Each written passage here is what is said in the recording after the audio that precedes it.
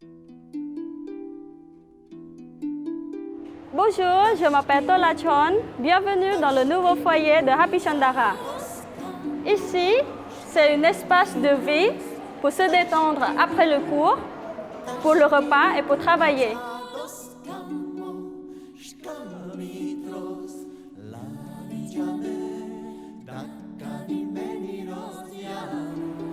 Ici, c'est la salle d'études où il y a beaucoup d'ordinateurs à notre disposition et nous allons retrouver les étudiants de médecine.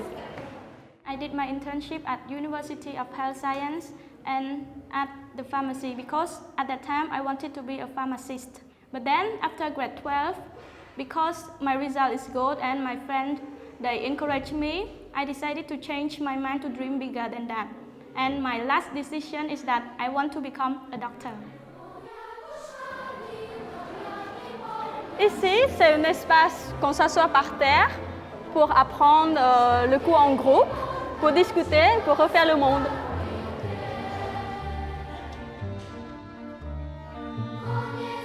Ici, c'est ma chambre où je retrouve mes amis. Aujourd'hui, nous avons de la chance parce que Tina Kiefer, notre présidente, est là. Elle est en train de discuter avec quelques étudiants. Alors ici, on est au nouveau foyer d'étudiantes de Happy Chandara qui a ouvert en novembre 2020. On en avait déjà un autre de l'autre côté de la ville parce qu'en fait, on a à peu près 400 étudiantes aujourd'hui réparties sur les deux sites. Mais évidemment, toutes les universités ne sont pas au même endroit. Ces élèves, les petites de Happy Chandara que vous avez connues dans le passé quand elles étaient à l'école de Prekmey, elles arrivent à l'âge de 6 ans. Elles viennent de milieux extrêmement défavorisés. Elles s'accrochent.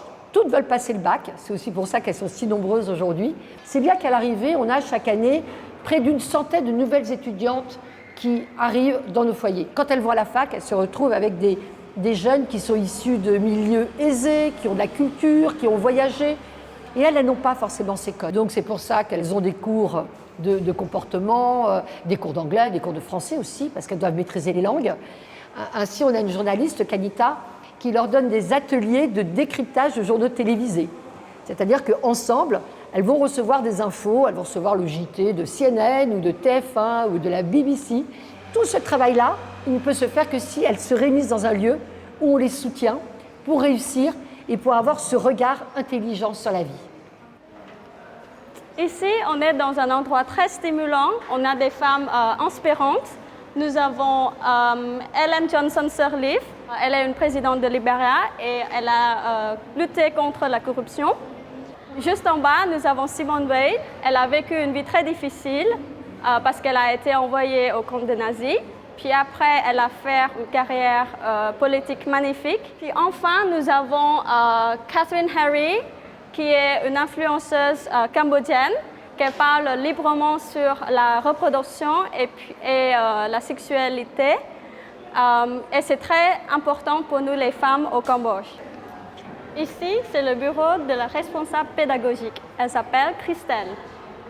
Mon rôle, c'est d'accompagner les étudiantes à la fois dans la pédagogie, mais aussi tout ce qu'elles doivent apprendre en dehors de ce qu'elles apprennent à l'université pour réussir leurs études. Parce qu'il faut savoir que toutes ces étudiantes, elles viennent de milieux difficiles. Je suis allée me promener dans les villages autour d'Happy Chandara. J'ai été sidérée de voir les conditions de vie dans lesquelles les étudiantes vivent. L'entourage, la plupart du temps, c'est des personnes qui ne savent pas lire et dont la préoccupation principale, c'est de chercher à manger pour le jour qui vient. Donc c'est vrai que quand on voit les filles ici évoluer avec assurance, parler français, anglais, on a du mal à imaginer parfois d'où elles viennent et surtout là où elles retournent tous les week-ends. Notre but ici, c'est de les accompagner, d'accompagner toutes les étudiantes le plus loin possible, sans en laisser aucune sur le bord de la route. On a cette année 7 étudiantes à l'école de médecine, 4 en sciences politiques, plus de 20 en école de commerce. Certaines seront institutrices, infirmières, d'autres visent même de devenir ingénieurs, architectes. Pour moi, plus tard, je voudrais être interprète parce que je voudrais travailler à l'ambassade de France, ONU, ou peut-être au ONG. Pour moi, je veux être ingénieure et travailler dans le génie civil. Mon projet en rêve, c'est que de construire des bâtiments en basse consommation. Et moi, je voudrais être le professeur de français et surtout, je veux travailler dans un ministère de l'éducation pour améliorer le système. C'est impressionnant de voir avec quelle détermination elles s'extraient de leur milieu d'origine pour se construire. Elles ont une force de résilience incroyable et en même temps, toutes veulent aider leur famille. Il y a une grande solidarité familiale au Cambodge. Et comme depuis l'âge de 6 ans, on leur enseigne une morale, des valeurs, beaucoup veulent avoir un métier utile pour leur pays, travailler dans une ONG et même aider à Pichandara. Au-delà de ça, la plupart sont très concernés, très engagés pour la protection de l'environnement.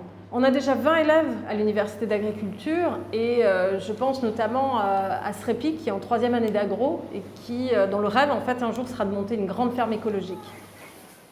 Well, thank you, girls. That's impressive. Great energy around the table. Thank you. Thank you. C'est fantastique de travailler avec ces jeunes filles, de les voir évoluer, de les voir s'accrocher à leurs rêves, de travailler, de construire aussi leurs projets. Moi, je passe des moments incroyablement intenses à leur côté.